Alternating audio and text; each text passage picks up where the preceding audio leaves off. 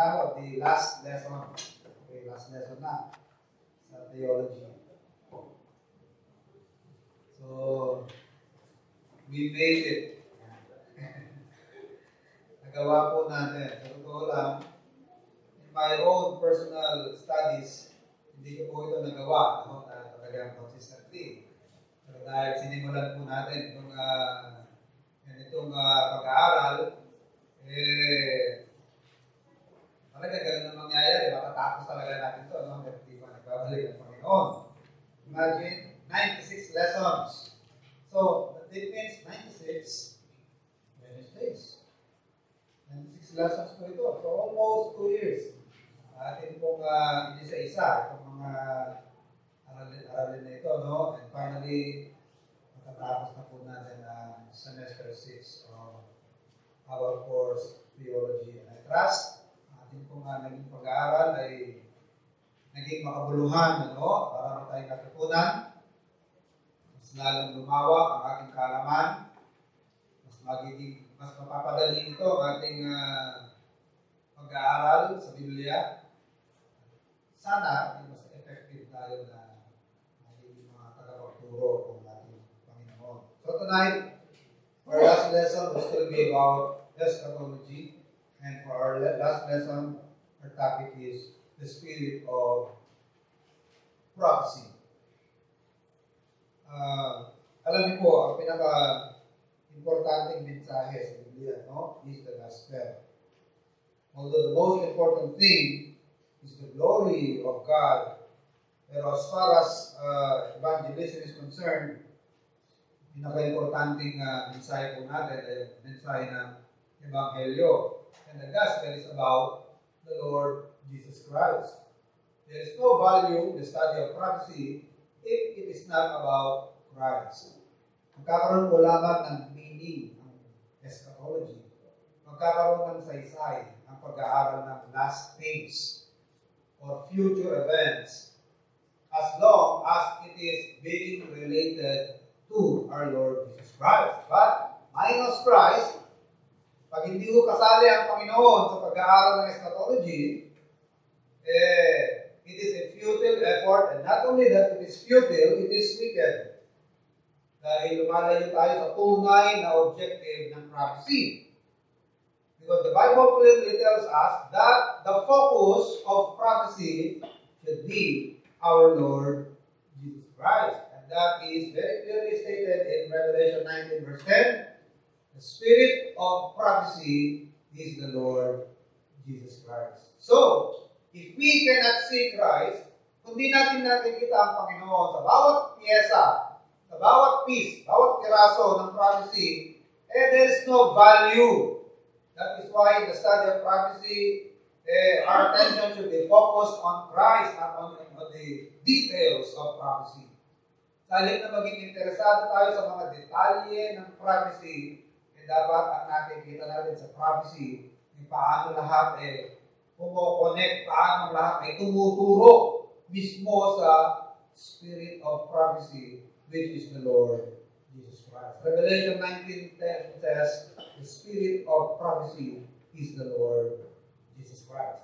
At alam niyo po ba, sabi ng Hebrews chapter 10, Lo, I come. Hebrews 10:7, Lo, I come in the volume of the book. It is written of me. Question. Ano po yung volume of the book?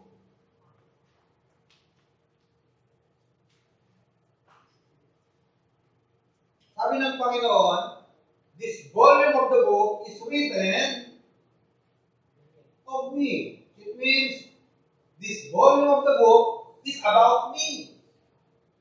So, sino po ang spirit ng volume of the book? It is Christ. He is the focus of the volume of the book. Question, ano yung volume of the book na yan? Correct. But to be more specific, maging mas specific tayo. Ano yung volume of the book na yan?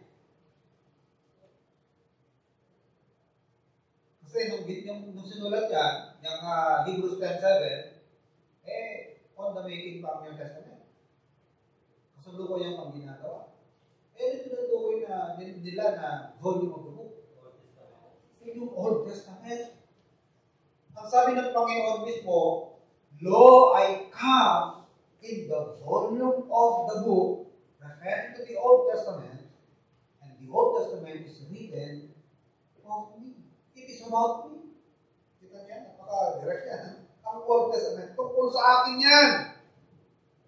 All the ceremonial details, all the rituals, every celebration, every feast, every piece of furniture, even the color, lahat yan, festivities, lahat yan tumutukoy sa ating Panginoon. Bawat libro sa Biblia ay tumutukoy sa Panginoon. Sabihin, paano yung Esther? Wala namang nababanggit sa Esther. Na kahit pangalan ng Diyos nga, hindi nabanggit sa Esther. Hindi nabanggit ang law, hindi nabanggit ang Jerusalem, hindi nabanggit si Christ, hindi nabanggit kahit ang pangalan ng Diyos sa Book of Esther. Kaya nga minsan, may mga pagdududa sa Book of Esther kung karapat-dapat bang isali siya sa canon of Scripture. Dahil hindi nabanggit kahit pangalan ng Diyos. But did you know that the Book of Esther is the story of God's providence on how He preserved the nation of Israel during the time of Haman, during the time of Ahasuerus, na kung hindi pinareserve ng Panginoon ang kanyang bansa sa panahon ni Ahasuerus, na hindi nilitaw ang Bisaya. Tungkol pa rin yan sa preservation ng Bisaya. Tungkol pa rin yan sa pag-preserve sa ating tagapagligtas. Kaya sabi ng Panginoon, the Old Testament is the volume of the book written of me. So yung Old Testament, it is about Christ. Pagbasahin niyo ang New Testament, sabi ng Panginoon sa Book of Revelation 19 verse 10, Jesus Christ is the Spirit of Christ. Siya ang sentro ng prophecy. So sa lahat ng pag-aaral natin sa prophecy, mga kapatid, every event, every detail, every demon, every place, every event has their meaning or has their place as it is related to our Lord Jesus Christ. Kapag hindi nakasali ang Panginoon dyan, walang saysay ang walang meaning. For example, judgment. Ang judgment, wala pa, di ba? Future. Pero sa judgment, sino na naman ang sikat sa judgment? Sino ang main? Sino ang main na character sa judgment? The Lord Jesus Christ. Dahil siya ang judge. Siya yung judge. Ngayon, judgment of the believers, Bema judgment, tungkol saan yan? Reward sa mga Christian. Tanong, kanino naman tayo harap? Alam niyo ba tawag yan? Judgment seat of Christ. Also, again, about Christ. Yung rapture, ano yung rapture? It is the second coming of Christ. Yung millennium, tungkol saan yan? Millennial reign of Christ. It is all about Christ. Kaya walang event sa Bible na hindi ma-relate sa Panginoon. Lahat yan. Whether it's death, whether it's intercession, whether it's ascension, or whether it's second coming, lahat yan ay tungkol sa ating Panginoon. Okay? So, sabihin sa ating introduction, when you remember that this is lesson 32 on this subject of prophecy, it still may seem inconsistent. Ang sabi nyo, ang 32 lessons na yan ay tungkol sa prophecy, bakit ngayon nyo lang na-mention si Christ? Ang dami ng tinalaki sa prophecy. Ngayon nyo lang minention Jesus Christ as the Spirit of prophecy. Alam niyo po, kahit balikan yung 31 lessons na yan, lahat yan may kukonek pa rin natin sa atin. Hindi siya independent. Lahat ng prophecy tungkol sa Panginoon, lahat ng prophecy on the future, lahat ng detalye ng mga events, yan po ay lahat ay relate sa ating Panginoon. Nagkakaroon ng meaning dahil sa ating Panginoon. Nagkakaroon ng saysay at parating na i-relate yan sa ating Panginoon Jesus because Christ is the Spirit of prophecy. Let there be, however, when you consider the direction of these 32 prophetic lessons have taken you, I hope you will see complete consistency. Na lahat ng mga nakaraang lessons po natin, lahat yan ay tumutukoy sa ating Panginoon. Let us see each of the above texts makes a statement that should adjust every student and teacher of prophecy. Letter D, preoccupation with prophecy for the sake of prophecy is an evil thing. So kung tayo lang po ay preoccupied lang ng prophecy for the sake of prophecy, ang habol mo lang ng prophecy, yung sensationalism ng prophecy, pero hindi ka interesado sa Panginoon, hindi mo interesado ka sa millennium. Hindi ka interesado sa hari. Interesado ka mag-reign sa millennium. You will reign with Christ. Pero hindi ka interested kay Christ. E para tayo ng believer. Di ba mga believer, nagkakarera? Kahit mga unbeliever, nagkakarerahan sila na makapasok sa kingdom ng Panginoon. Sabi ng Bible, nag-uunahan ang mga tao na pumasok sa kaharian ng Diyos. Di ba yung mga hindi tinanggap na five foolish? Gusto rin nilang bakit ang bridegroom? Pero mga kapatid, hindi sila nakapasok.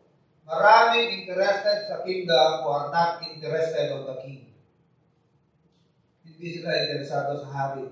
Sa kingdom lang sila interested. Yan ang unbeliever. Bakit kahit mga unbeliever, marami rin ang medyo na-attract din sa pagsisimba-simba, pag-Bible. Palagay niya bakit? Hindi naman lahat ang believer parang walang pakialam sa ganitong mga religious activity. Maraming unbelievers ang nangyayari. Ngayon, pag sinabing Bible study, open na, maraming Katoliko. Parang okay na sa Bible study. Dati parang allergic sila, Katoliko kami. Pero kahit Katoliko, pag sinabi mo Bible study, Bible study. Tanong bakit? Are they really interested on the Lord or on studying the Lord? Alam niyo po kung saan sila interested? They are interested on the kingdom. They are interested on the blessings of the kingdom. They are interested on the security of the kingdom. Yung sila interesado sa seguridad na malay nyo, ang mga claims ng Kristiyano, totoo pala. Hindi na ako sa mga Kristiyano. Marami kahit mga hindi Kristiyano, ina-align nila kanilang sarili sa mga Kristiyano. Nakiki-Christian na din. Ano? But are they interested on the king? Are they interested on the Lord? And the answer is no. Ganun din mga kapatid. If we are real Christians, we are students of prophecy, and we are not interested on Christ, who is the spirit of prophecy, our preoccupation with prophecy is evil. It is wicked. Dahil nawawala ka sa tunay na intention ng prophecy with Christ. Alam mo kung saan ka lang interesado? Sa detalye ng mga prophecy. Interesado ka lamang sa sensationalism ng prophecy. At sa mga minute details ng prophecy, pero wala ka naman talaga interest sa spirit of prophecy with Christ. Hindi pa yung wala ka masyadong alam sa detalye. Pero ang puso mo nag-umakaw sa pag-anticipate sa coming ng Panginoon. Kasi alam mo, lahat ng sulok-sulukan ng prophecy, kahit ang detalye, imagine, tungkol lang sa tribulation, inaaral ng 10 taon. Tribulation lang. Alam niyo ba na may religion yan, ang grupo nila, end times? Bakit? Wala silang inatupag, walang ibang inintinding ministry, walang ibang ipanangaral kundi end time events. Meron po kung baka na-encounter niyan, pangalan nila, end times. Ang kanilang focus, puro end times. Puro eschatology. Pero wala silang interest sa Panginoon. Bakit? Kung talagang interesado sila sa Panginoon, hindi sila nagkaganon. Dahil maraming pinapagawa ang Panginoon, ba't sila ang inintindi nila? Diba? They are not really interested on other things na tungkol sa Panginoon. Ang gusto lang nila yung second coming or future events relating to our Lord. We're not even interested on the Lord. Kaya sabi rito, letter D, preoccupation with prophecy for the sake of prophecy is an evil thing. That's why let us try to see a scriptural format for the study of and teaching of prophecy. Now, let's first define the word prophecy. Pag sinabi natin prophecy, it means to see, to foresee, or foretell. It also means to speak or to sing under inspiration of God. Hindi lang foretell. Kahit sinong tao, pwede kong foretell. Diba? Kailangan yung foretell under the inspiration. Yung foretelling mo, guided by the Holy Spirit. Yan ang prophecy. When you tell future events, and you are under the guidance of the Holy Spirit, then you are from the sign. Ano? Ang prophecy ba ito po lamang sa nangyayari sa panahon ito? I mean, yung mga darating na panahon? Di ba prophecy, meron din prophecy ng object ng prophecy tungkol sa death ni Christ? Noong Old Testament, prophecy yun. Pero nung namatay ng Panginoon, hindi na siya prophecy. Fulfilled na. Halimbawa, yung prophecy ni Isaiah. Anong sabi ni Isaiah? He will be brought as a lamb to the slaughter. Yet, he opened not his mouth. And before his shearers, he is dumb. Pagharap niya sa kanyang mga mangugupit, para siyang tupang pipi. Hinarap siya kay Pilato, di ba nangyari yan? Nagmulat sa Pilato.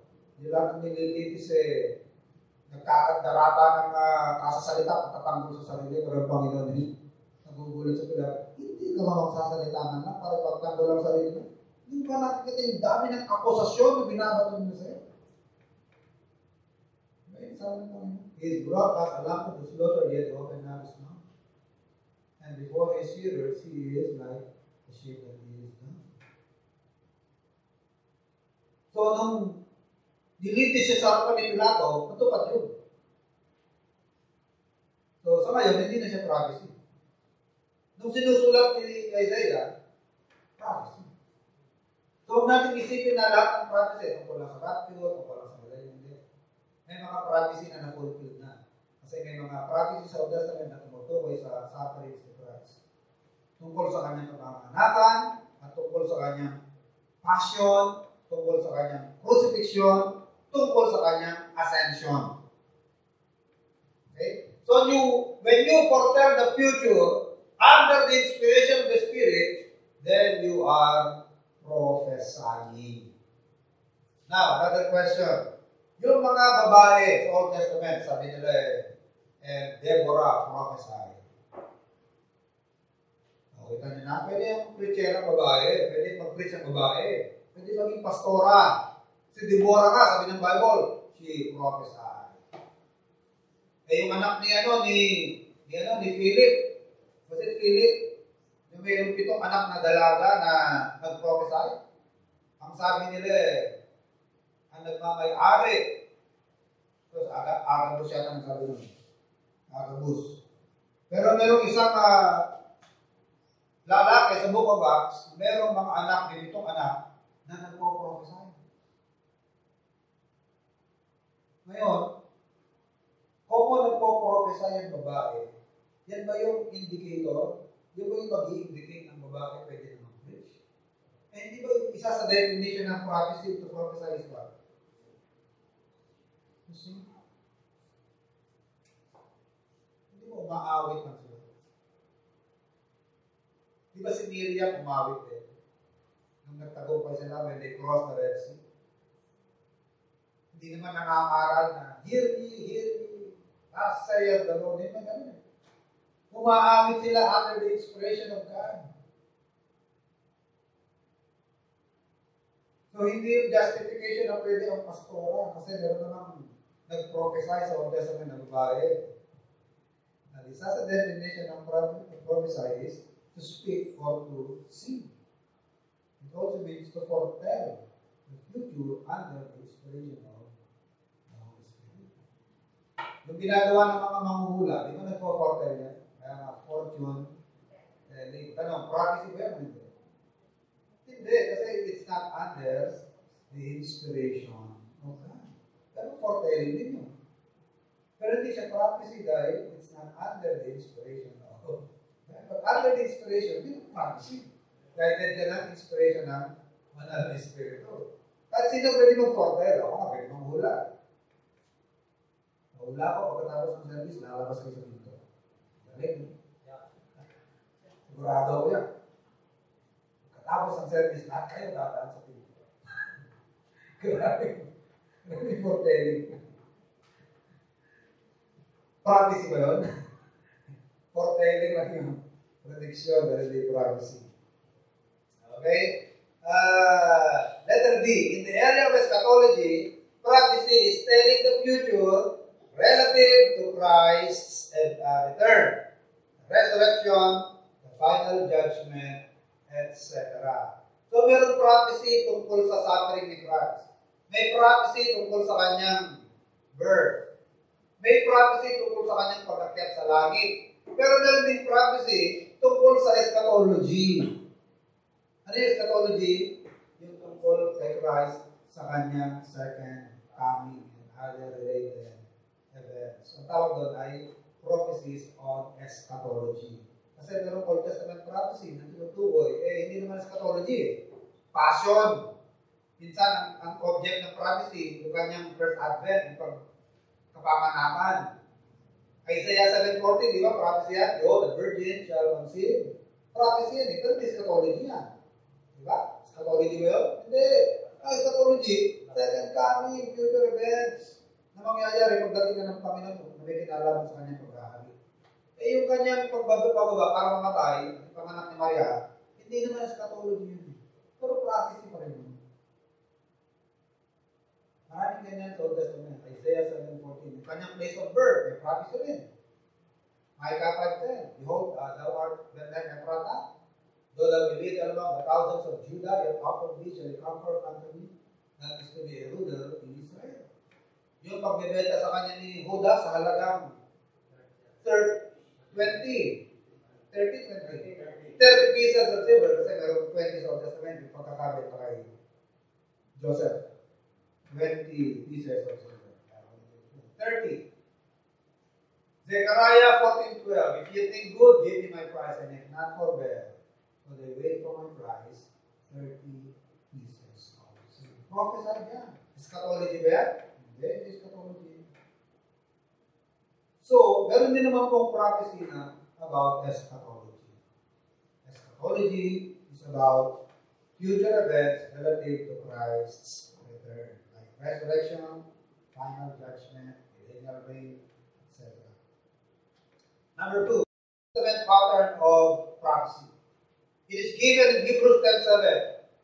And every Old Testament prophecy holds this pattern. That the volume of the book is written of me. No? The Old Testament is written of me. Ano yung umpisa? Genesis pa lang eh. Diba? Ano ba yung first messianic promise? Genesis 3. And I will put enmity between thee and thy seed. It shall bruise thy head, and you shall bruise his heel. Genesis 3:15. Kay Christ yan. Although may prophecy tungkol sa lalaki, ano yung prophecy tungkol sa lalaki? In the sweat of thy brow, you will eat your bread for the rest of your life. May prophecy din sa babae. In sorrow you shall conceive. Thy desire shall be upon your husband, and he shall rule over thee. May prophecy din sa serpent. Pero mga kapatid, hindi sa lahat, mayroong prophecy about the Lord Jesus Christ. And that's found in Genesis 3 verse 15. Pupunta ka ng Genesis 12. Ano sabi ng Genesis 12? In thee, nakuusap ng Diyos, Abraham, in thee, referring to Abraham, shall all the families of the earth be blessed.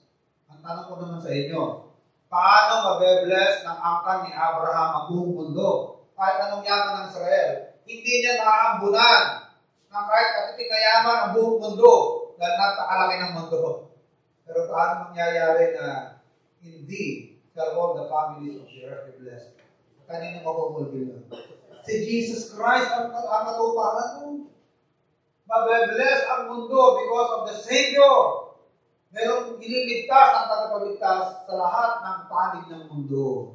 Mabe-bless ang buong mundo ito because of the Savior na manggagaling sa angkan ni Abraham. At tungkol pa rin kay Christ yan, indeed shall all the families of the earth be blessed. Subaybayan mo yung lineage ng mga patriarch, pagmula hanggang kay Noah, kay Shem, Abraham, Jacob, Judah, lahat yan at tinetrace yung lineage ng seed. Alam niyo ba kung paano nagsimula ang New Testament? Paano nagsimula ang New Testament? Sige nga. Ako, paano nagsimula ang New Testament? Hindi mo lang Matthew 1. Matthew 1. No, Matthew 1.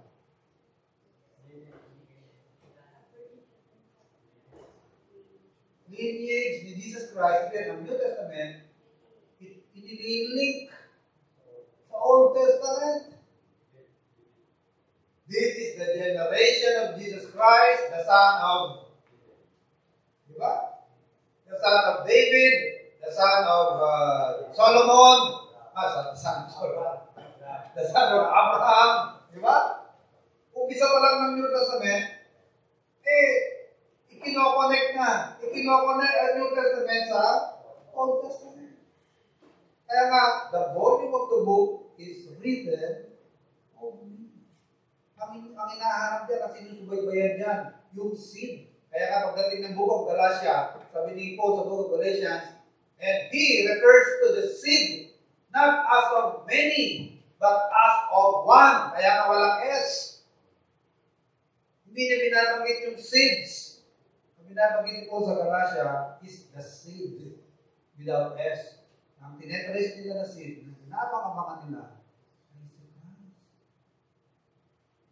Nakita nyo na entero Old Testament, talagang si Christ ang focus.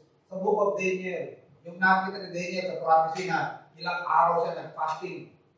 At nung lupay-pay na siya, kinausap siya ng Angel Gabriel. Mahal na mahal ang Panginoon. Kaya sa iyo pinahayag ang mga mangyayari sa inahan. And then, ano yung mga pinakita kay Daniel? Yung future events. Yung rise and fall of kingdoms, at saka yung bato na natapyas, yung maliit na bato na natapyas, tumama sa bato ng statwa, at yung bato na yan, dinurog niya yung napakalaking statwa, at yung batong statwa ay naglaho, nanay, naging alikabok, at yung batong maliit, naging mundo, at napuno niya ang buong mundo. Sinong fulfillment nun? Ang David is Christ. Sa Daniel, si Christ pa rin ang focus ni Prophet Daniel. Letter D, this is seen in the judgment and the remnant in Isaiah 6. Nag-pronounce ng judgment sa northern kingdom, nag-pronounce ng judgment sa southern kingdom, pero parating nagpo-focus sa remnant. Bakit kailangan may remnant? Because pinipreserve yung panggagalingan ng seed. Kailangan di mawala ang linya ng seed hanggang sa ipanganak ang seed, which is Christ. Kaya kahit nasa captivity, pinipreserve sila ng Panginoon. During the time of Ahab, na pinapapatay ni Jezebel ang lahat ng mga prophet, lahat ng mga lingkod ng Diyos, meron siyang kinilos ang puso, yung mayordomo ni Ahab, tinago niya sa kuweba. Kaya pagdating ng Romans 11, sabi niya ni Paul, even so at this present time, there is a remnant according to the election of grace. Remnant. Pasa mo yung remnant. Ang remnant ay para ma-preserve yung panggagalingan ng Messiah. Hindi ma-wipe out totally ang bansang Israel kahit sa mapagpag hanggang sa may silang ang seed, which is Christ, the Messiah, the Savior of the world. Letter E. In the world system and chosen seed system of Daniel, this is seen. In the prophecies of Haggai, Malachi, Zechariah, all take this direction. Prophecy ni Malachi. Prophecy ni Zechariah. Ang Zechariah, napakayaman yan sa prophecy about Christ. Whether his triumphal entry, or whether the second coming of Christ na sa Armageddon, yung Yung aapak siya sa Mount Sinai, mabibiyak yung bundok, at makikidig pa siya laban sa United Nations, sasabog ang Zechariah. Tungkol na naman kay Christ yan. Ngayon, dito tayo sa New Testament. The New Testament pattern, it opens by tying the student back to the Old Testament and the predictions of and the events following Christ's birth. The prophecies Christ gave to his disciples were all finally of himself. Si Christ, kasama pa ng kanyang mga alagad, marami nang nababanggit tungkol sa kanyang sarili. Sabi niya, balang araw, makikita niyo ang anak ng tao na babalik kung saan siya nagmula. Tungkol yan sa kanyang ascension. John 14:3, sabi niya, in my Father's house are many mansions. If it were not so, I would have told you, I go and prepare a place for you. And then I will come back, sabi niya, so that where I am, there you may go. So, di ba, pinoprophesy na niya yung kanyang babalik? I will come back. I will come back, so that where I am, there you may be. Dalikan po tayo ng ating Panginoon. I hope that one of us is excited, no? Sa pagbabalik ng ating Panginoon. Matthew 24:30. Ano tungkol niya? Tungkol saan ang Matthew 24:30? The sign of the revelation of Christ. Magdidilim ang langit, magiging pula ang araw, ang buwan, ang bituin ay malalaglag, at pag nangyari yan, makikita niyo ang sign, yan ang sign ng revelation of Jesus Christ. Makikita siya sa kanyang glory, sa kanyang revelation. Let us see, all his New Testament prophets followed this pattern. In Acts 1:11, sabi nung anghel, ye men of Galilee, why you look at heaven? Why are you gazing up in heaven? This same Jesus that you have seen taken from you will return in like manner, sabi ng mga angels, he shall return in like manner as you have seen him taken from you. Kung paano nyo siya nakita kinuha, ganoon din siya magbabalik. Paano ba kinuha ang Panginoon? Kinuha ang Panginoon ng alakad. Kaya pagbalik ng Panginoon, babalik din siya doon siya sa alakad. Yun yung rapture. The Lord will step on the clouds. He will meet him in the air. So, tungkol na yan sa second coming. Prophecy on eschatology. And then, pagdating ng Pauline epistles, nag-aalala yung mga taga-Thessalonica, paano na yan? Yung mga loved ones namin na pinatay ng persecution. Paano sila? Ang sagot ni Pablo, don't worry. Don't worry, sabi ni Apostle Paul. We will not prevent them. Those that are asleep, we will not prevent them. Hindi tayo mauna. Because the Lord will raise them up at the last trump. The archangels will sound.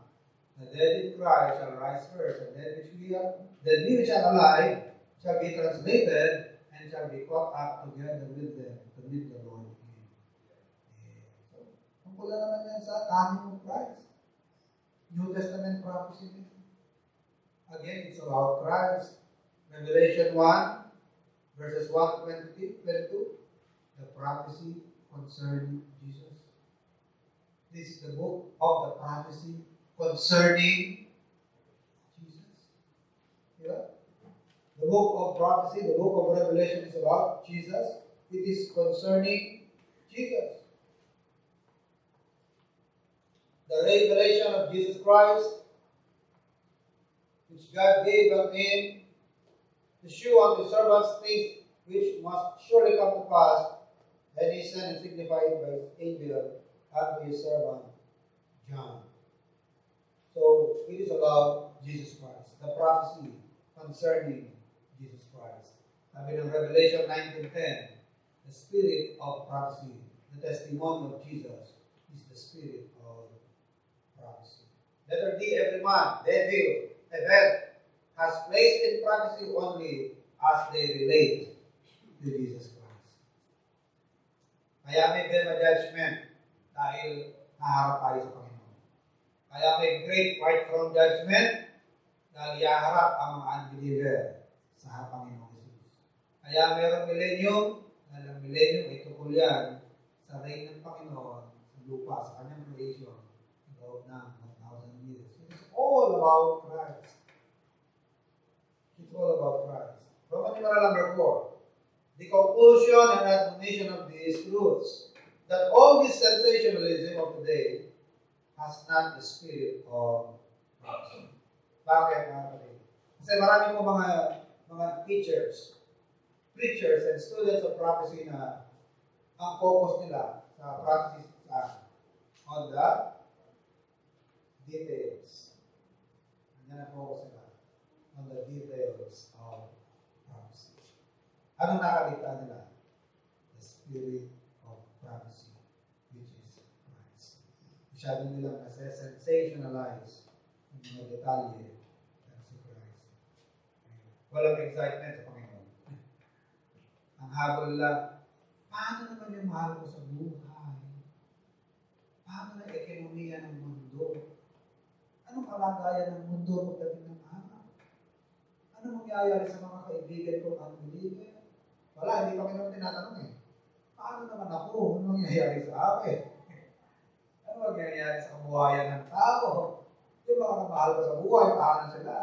Ang bansang Pilipinas, nasaan na sa panahon yan? Ang daming tinatanong na detalye, pero Panginoon, hindi nila natatanong, ano? Kaya nawawala sila sa spirit of prophecy. Letter B, the biblical spirit of prophecy is as follows. Jesus Christ is the fulfillment of Old Testament prophecy. Jesus Christ rose, ascended, intercedes, and is coming to finish all, according to Romans 8:34. Who is he that condemneth? It is God that justifieth. Yea, it is Christ that died, who ascended, and also shall come, according to Romans 8:34. Number 3, Jesus is to defeat the powers of death. Diba sabi ng 1 Corinthians 15? O death, where is thy sting? Tama ba yan? O death, where is thy sting? O grave, where is thy strength? The power of death is sin. And the power of sin is the law.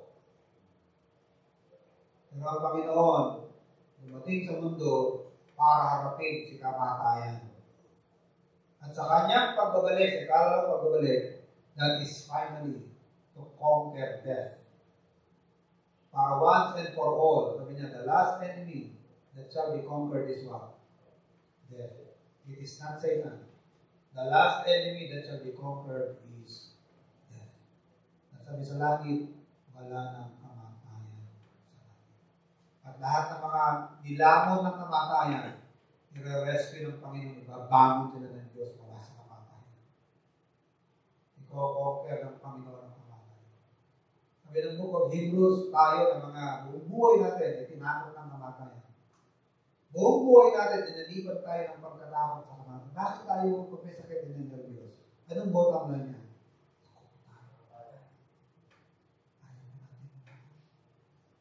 Konting lagdag-lagdag lang. H1N1 advance tayo masyado.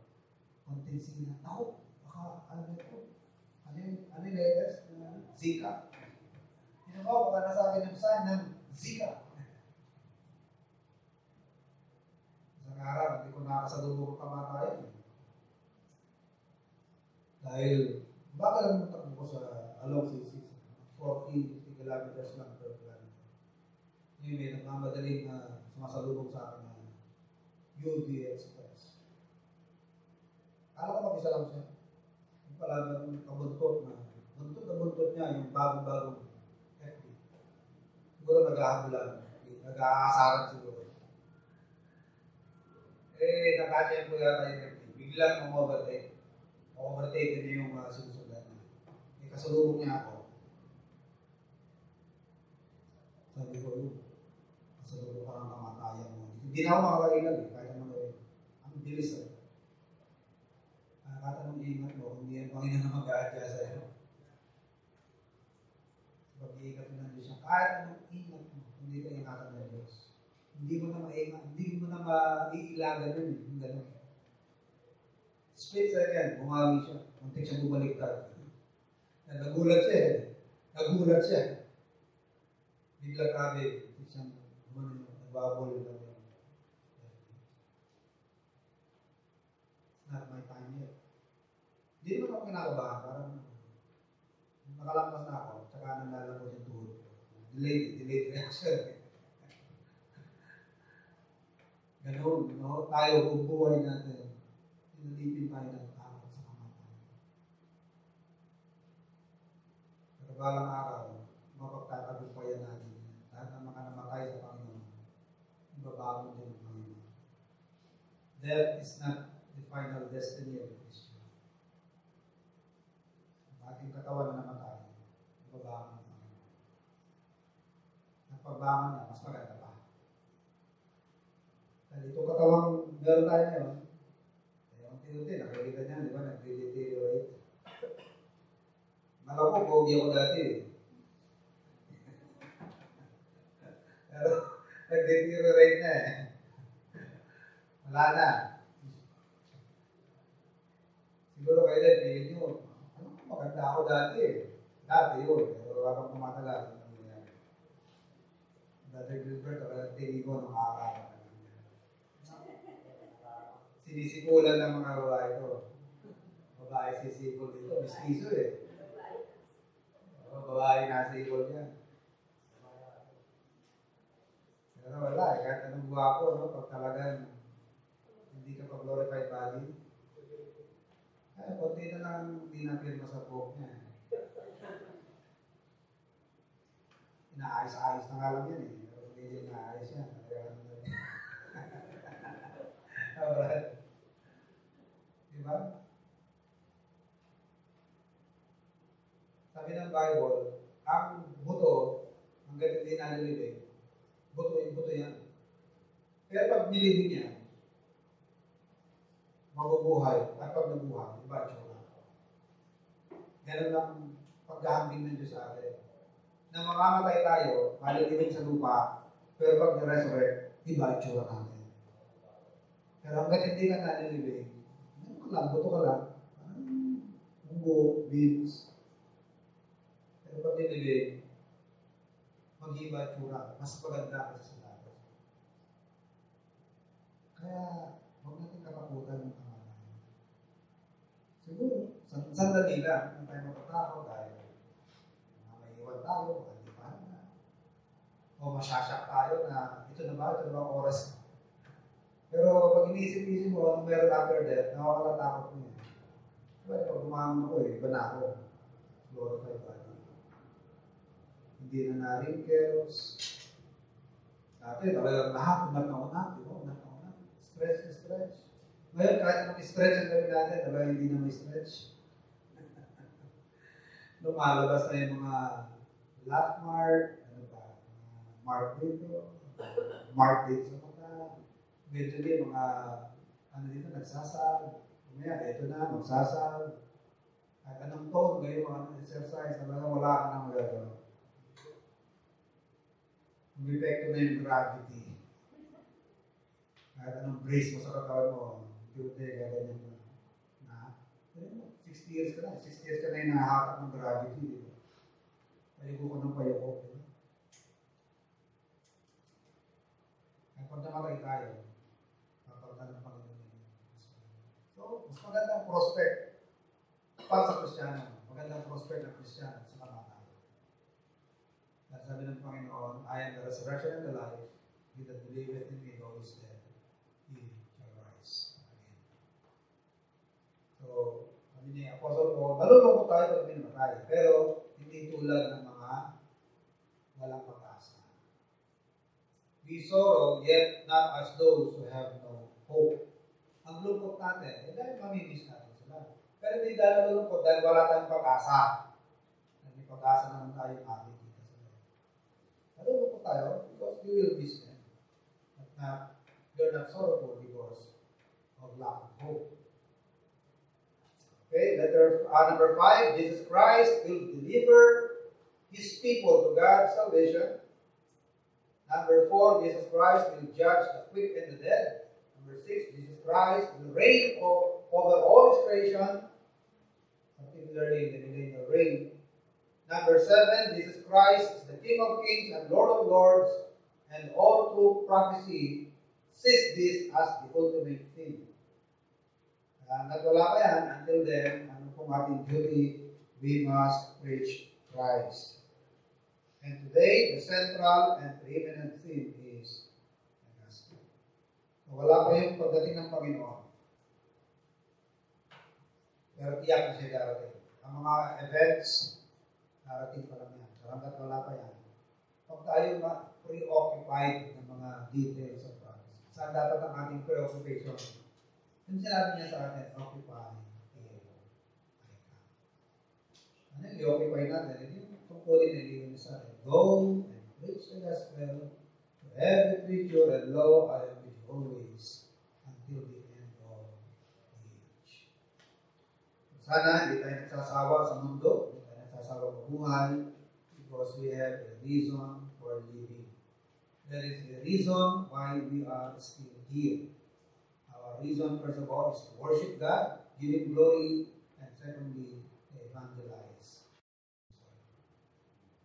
At pinara dito para maging mga tagapagturo ng Panginoon. Hindi lang pastor ang tagapagturo, lahat tayo. Ang kinausap ng Panginoon buong iglesia, "Ye shall be my witnesses, both in Jerusalem, Judea, Samaria, and to the uttermost parts of the earth." Ang kinausap niya ang kanyang iglesia ang kausap niya nung binigyan niya ng Great Commission, "Go and teach all nations." So yun po ang ating tungkulin ngayon bilang iglesia. Magiging tagapagturo tayo ng Panginoon. So tayo maghihinawa sa gawain niya. Maganda yung pinintindi natin yung mga tungkulin natin sa araw-araw, sa buhay natin, pagkakailangan natin, pero hindi lang yung rason kung bakit ka nabubuhay sa araw-araw. Hindi para ipangaral natin ang Panginoon sa mga tao. Okay, sabi ko ngayon, bukas sa ating panalangin.